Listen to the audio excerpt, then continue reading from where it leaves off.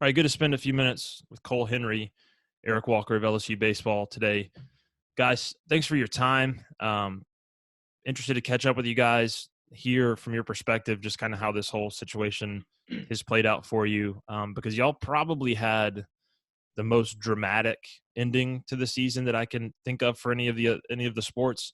Like literally about to get on the bus and having to unload your stuff off the bus, and really the Wednesday that sports stopped, y'all were playing. I mean, I was up in the press box covering that game, and before the game, it kind of seemed like maybe there'd be some games without crowds or something like that, and then by the end of the game, it was kind of like, okay, like things are about to change. So I want to get y'all's perspective on that. I want to talk to y'all about what y'all been up to, how you've been training, how you've been staying mentally engaged, all that stuff. So, Eric, I'll start with you as the veteran guy.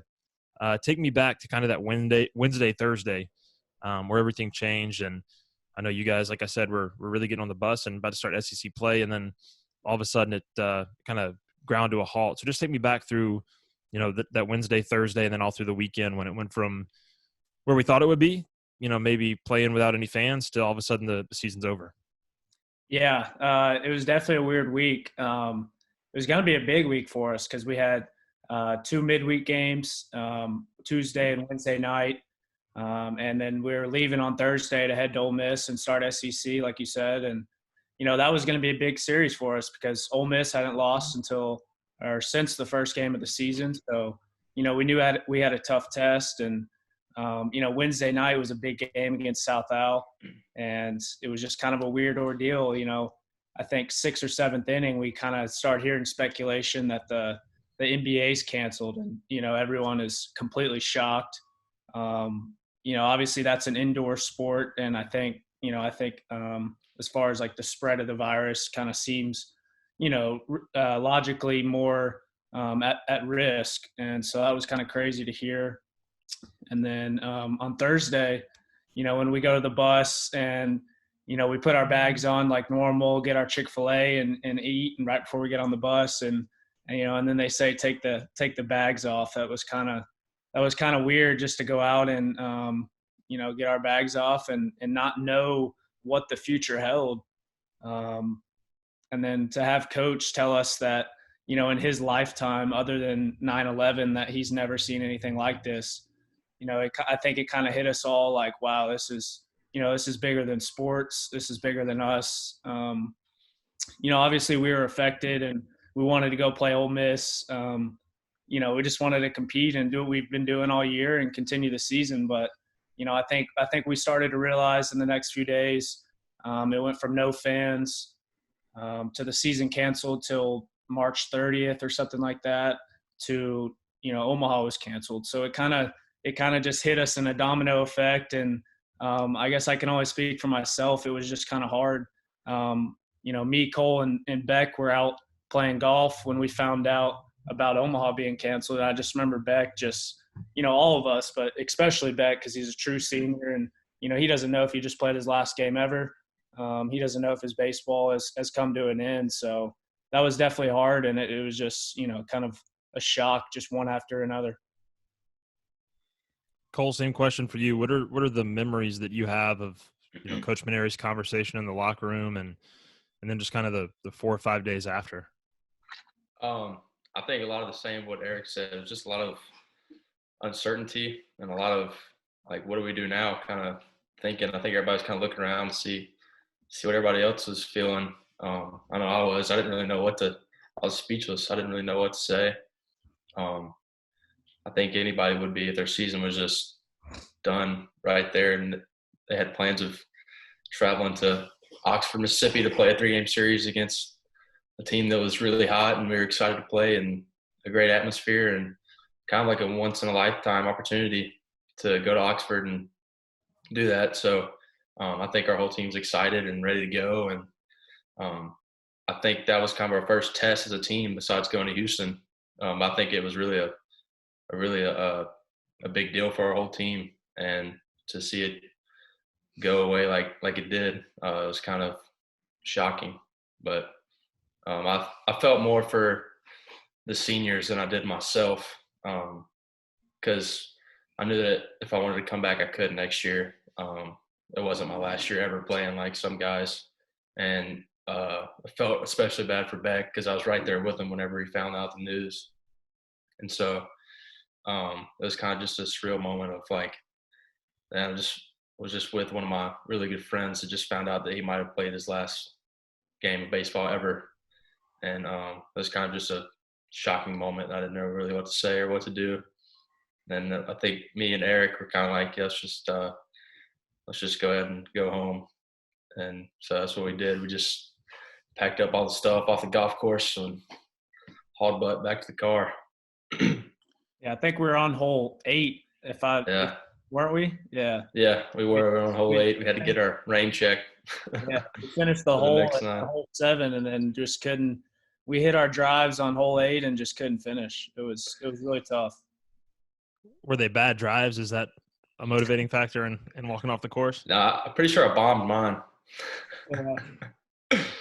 No, but no, it was one of those things where you don't like to think about it because it wasn't a great moment, especially on the golf course. That's one of my favorite things to do is play golf with my buddies, and kind of came to a halt as soon as we found out the news, and we just kind of looked at each other and we're just like, now what?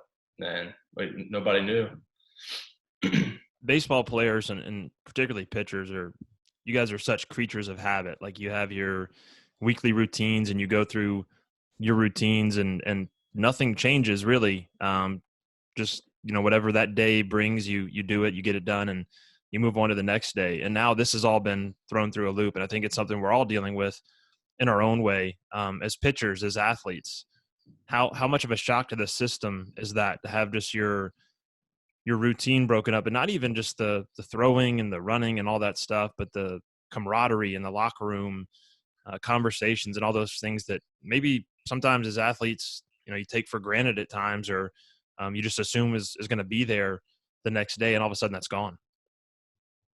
Yeah, I mean, I think as athletes, you hit it on the head. It's kind of something you take for granted because we've done it for 20 plus years, and we always kind of kid around in the hard times of the fall. When you're on your 5th lift of the week, it's like, man, some free time would be nice, but I think we're starting to realize, in these last few weeks, like, man, this is what do we do with our time? And it really just makes you appreciate through the hard times, like you said, the camaraderie that you build with your teammates. You can't replace that, and it's something that you just I don't know if we take it for granted, but it's just always been there, and it's not here right now. And so it's just different, and it's really hard because you don't get to see your guys every day. I think when we were packing up our bags and all leaving, it's like, hey, where are you going to work out? What are you going to do? Well, you can't be in a group more than 10. So it's, everyone's doing their own thing. You can text and Snapchat, but that's not like being in a locker room, fight until the end with your guys. And it's just way different. Yeah, I agree with Eric. Same thing. For me, it's like, sometimes you get to the field and you're on that 7-day routine or whatever, and sometimes you get up there and you're like, man, I just really don't feel like working out today. And then you kind of sit back and you look around and you see like the rest of the guys, like the hitters and the rest of the pitchers just going out there and every day treating it like it's their last game. And you're like, man, I gotta do what I gotta do to get ready for my next start and do what I can do for my team. And so I think just having the guys around, it kind of pushes me more than it would whenever it's just me by myself. It's kind of hard to find that extra drive to where, like, man, I want to fight for these guys. I want to go out there every Friday night or whatever night it is and say, like, I'm going to give everything I got every time I go out there to make sure this team wins a ball game. And it's just so weird now that it still hadn't really set in, honestly, that like that was the last time we stepped on the field in 2020 as a team. And it's just a weird feeling. And we don't know who's going to be back next year or anything. I could never see some of these guys ever again, like Daniel Cabrera or Zach Mathis, some guys that are probably going to go or that thought they were going to go. And then now nobody really knows what's going to happen. So it's just a weird thing. I'll start with Cole and then Eric, you can pick up. What's the most frustrating thing? What's the hardest thing that you're going through right now? What's the the biggest mental challenge for you? I think for me, I miss being around the guys still. It's just a weird feeling just being not around, like, you literally from the start of the fall until, the end of June or May or whatever it is. I mean, you're with these guys every single day, even on the weekends, going to football games, basketball games, scrimmages, everything. I mean, everybody's best friends pretty much, and it's just gone, and not at the time that you'd expect it to. So I think just trying to figure out, like, how to get back in the gym and get back in the swing of things, of throwing and all that. It's just kind of been a task because everything's closed. Everything is, like, you don't know where you can go work out. Everything, parks are closed, schools are closed. So if you don't have any, like, pretty good connections, you can't really get in anywhere. And so it's kind of been a grind, just trying to find an open field or parking lot or whatever it is to try to get thrown in, and can't really work out. So just do a lot of body weight stuff at home or running or whatever it is. It's been tough. Yeah, I mean, I think definitely the missing the teammates is number one. But I guess to throw another one at you, it's just really just for me, it's the confusion of, as far as throwing and working out right now. I think today they actually announced that the draft is being pushed back until July. And then on top of that, you have, if you're coming back, you have summer ball. You have, things starting in the fall. So, it's kind of confusing, to be honest, whether, should you keep throwing? Should you be ready for summer ball? Is that even going to happen? Whatever you're doing on top of that, as far as like working out and just staying in shape, um, I found a buddy's garage a couple of days a week. Me and him have been working out, but like Cole said, if you don't have connections like that, and if you don't have a place to train, then it's just body weight stuff. Do as many push-ups and abs, I guess, as you can, and just pray that you stay in shape enough to pick it back up when stuff opens. But it's just the uncertainty of the future that you don't really have like an end goal. You always have, in this past fall, we had like a plan. We had workout till hit this date, fall ball until this date, Omaha Challenge, prepping for the next step. But it's confusing as to know what is the next step for, really, we're speaking a bit of baseball, but any sport. What is the next date? What do the days look like for you guys right now? I mean, is it just trying to find ways to work out? Is every day the same? Are you trying to mix it up and find ways to stay active mentally? I mean, what's kind of the daily routine look like right now when your options are limited? Right now for me, I'm actually in Jupiter, Florida with one of my buddies, Brax Garrett. And our routine, I was going to work out at Cressy Performance, which is the place down here. And our routine was just go work out and then throw before or after. And then they actually shut down the gym the second day I was here. And so it was kind of just, all we can do is throw now. So they had the fields open right next to the complex for a couple of days after that. And then they actually just closed those like 3 days ago. So we just had to go find some open fields. And luckily one of his friends lives at an apartment complex that has like a pretty big field that a bunch of people play like soccer and stuff in. So we just kind of went out there and did some sprints and stuff like that. But that's about it. I've been looking forward to each meal. So after I eat lunch, I'm like, man, I can't wait to see what I can get for dinner. That's about the most exciting part of my day. So meals are a big part of the days. Now you're planning them out, and I can speak for myself. We've been cooking a lot more at the house. But as far as, training and stuff goes, just kind of wake up, eat some breakfast, and then go out. And, I've been riding my bike a lot, doing a bunch of body weight stuff at the park, trying to do push-ups and a bunch of core stuff just to, build some kind of strength. And then about 2 days a week, my buddy, he actually just left to go back to Austin, so it's not available anymore, but I've been working out in his garage, just me and him. And then just kind of throwing with him in the street. I'm kind of more of like a a maintain phase right now as far as throwing, because like I said, you don't really know what the next step is. We don't know about summer ball or any of that yet. So just kind of trying to keep up with the arm strength and just kind of stay active, really. A little bit of tennis, just stuff that, keeps you moving with less than, 4 or 5 people at max, and just kind of doing stuff like that. A little bit of golf, and,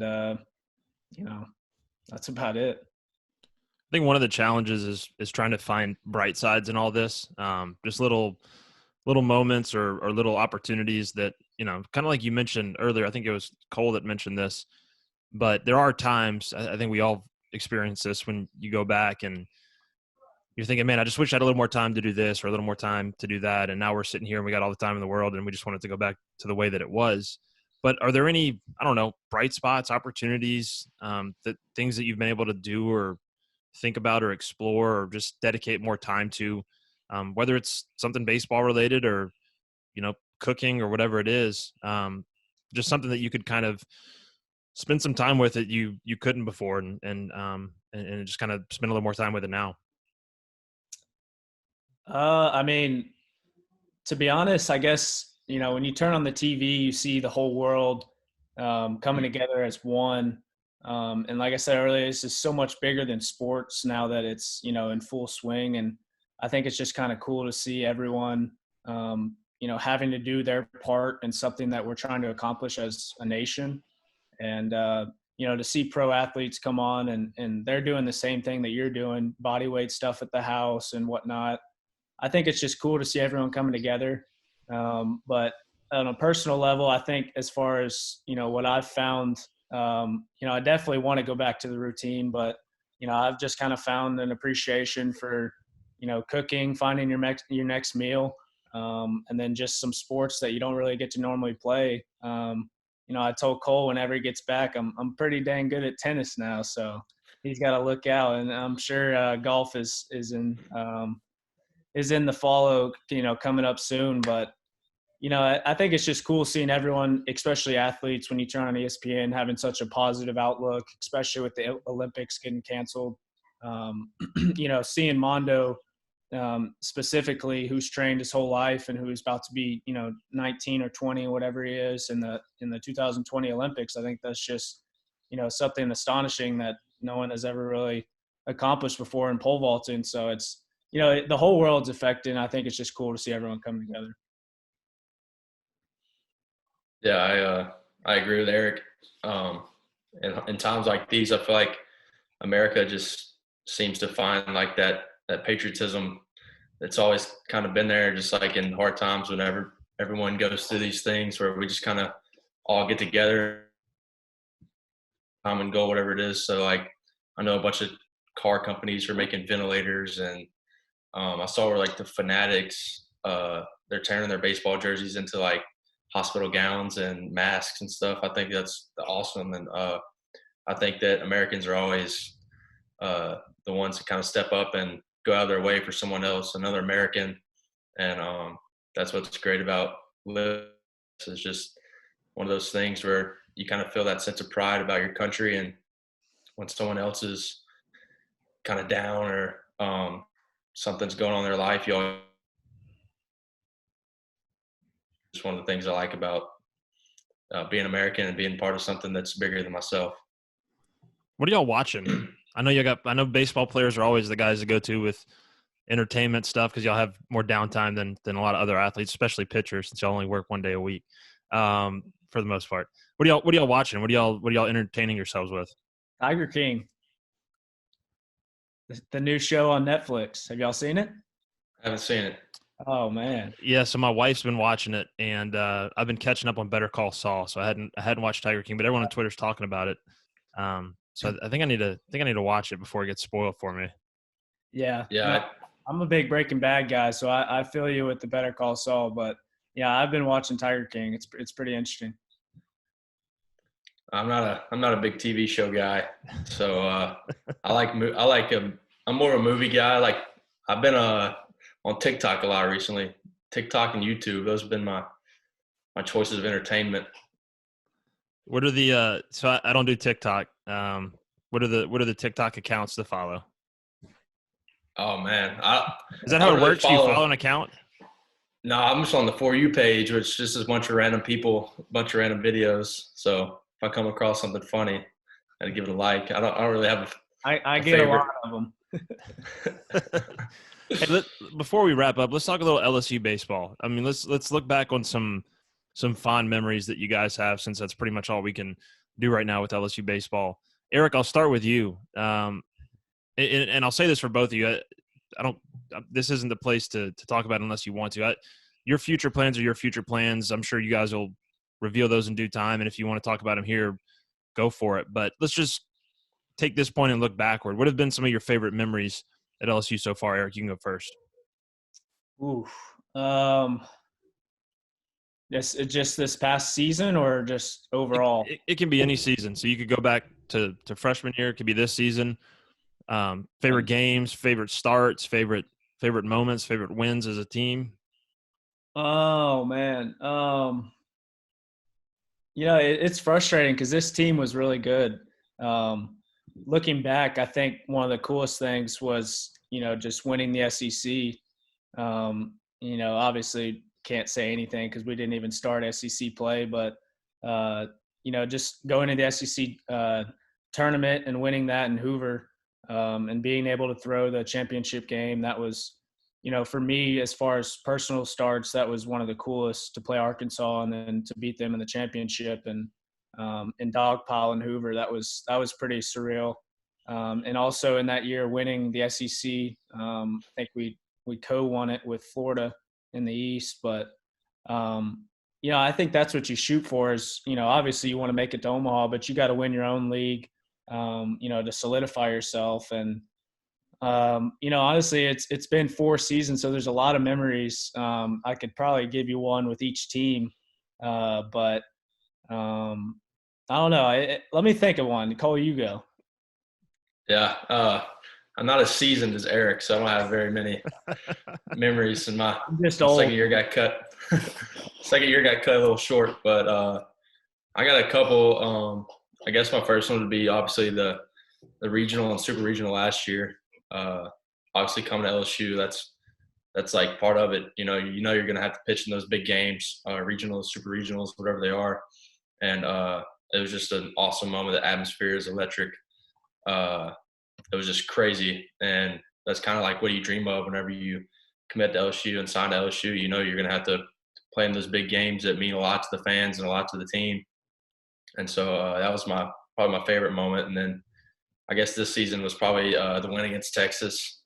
That one's a little bit more personal, just because last year kind of went to their place and got swept, and wasn't real fun. But this year we got a revenge on them, and it just felt amazing to get that win and just get them back a little bit for what they did last year. They kind of did us dirty, so we had to shut them down. And I think watching Jaden close out those last 3 innings, that was incredible. That was the most fun I ever had watching baseball. I like talking crap to the other team when I know our pitcher's just shoving. So it was one of the best memories I've ever had. I can say the first 5 innings were pretty fun to watch as well. So, Texas game for sure. That was big time.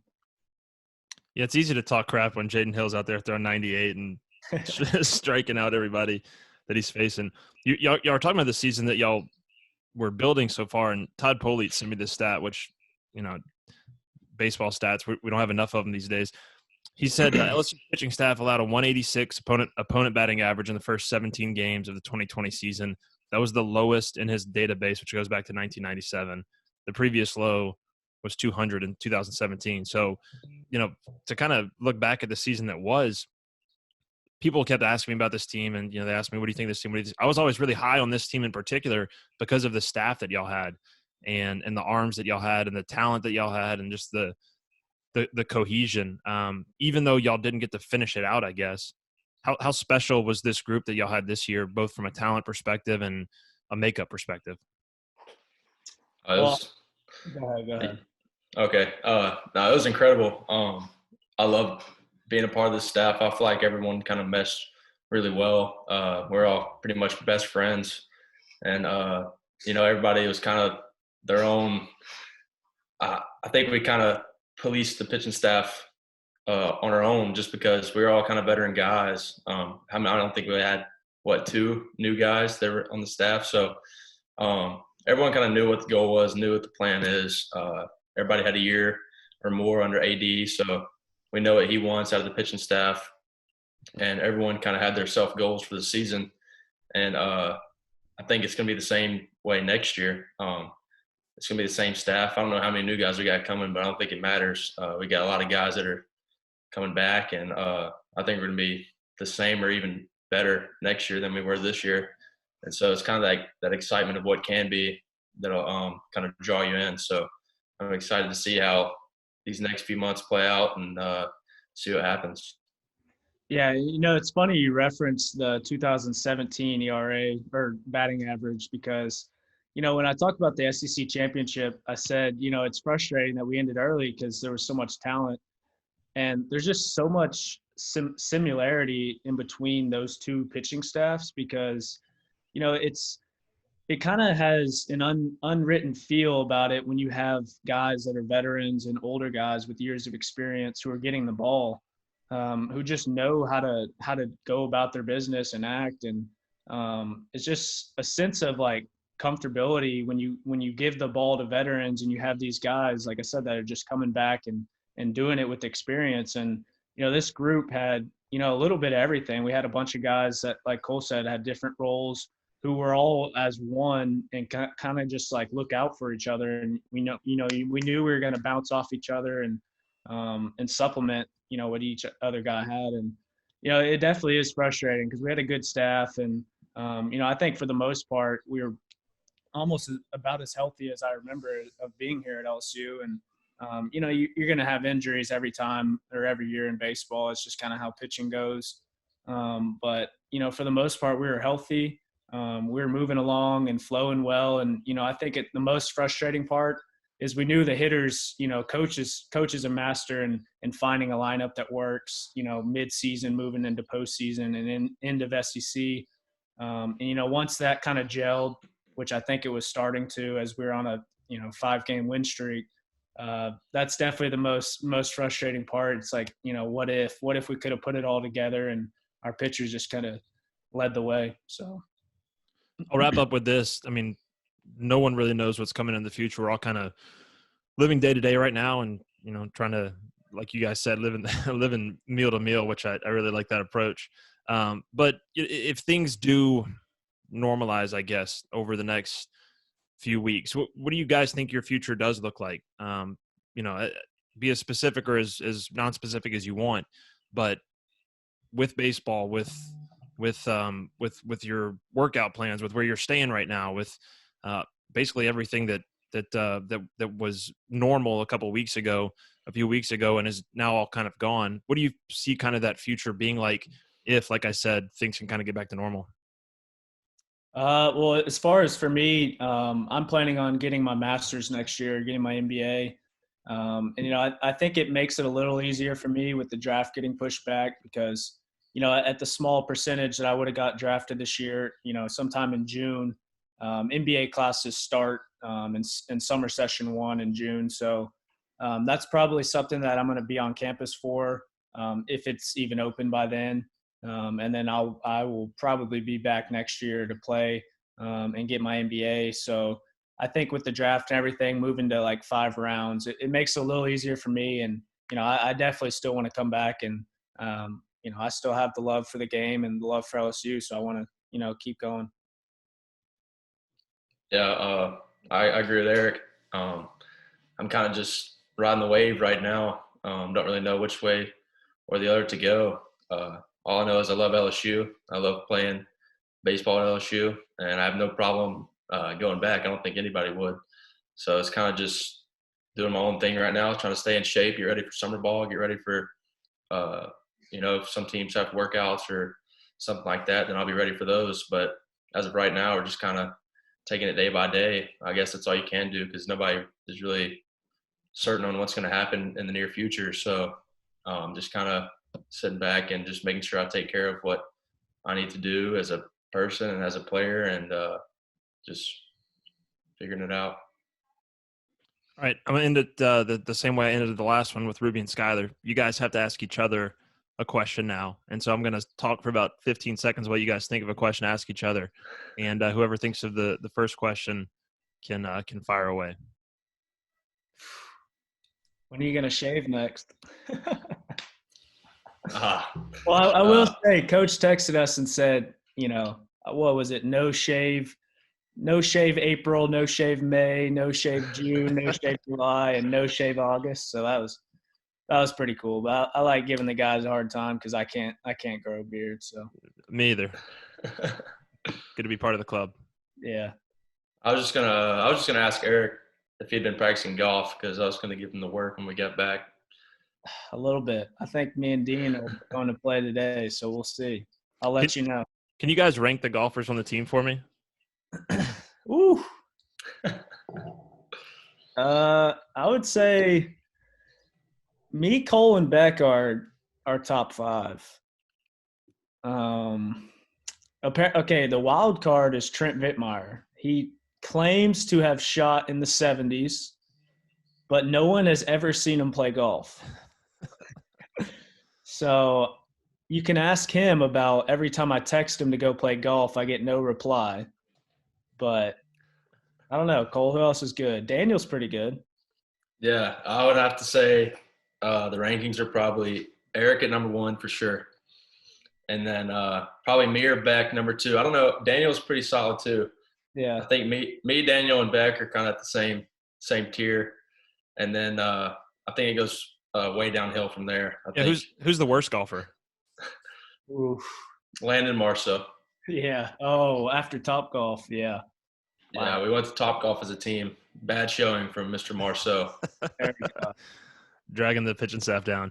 All right, guys. Well, hopefully y'all be back on the course soon. Hopefully back on the baseball field soon as well. It's good catching up with y'all. Stay healthy. Appreciate your time, and go Tigers. Yeah. Go Tigers. Sure, go Tigers. Thank you, Cody. All right, guys. Thanks. Appreciate y'all. Thank you. I'll see you. Later. See you.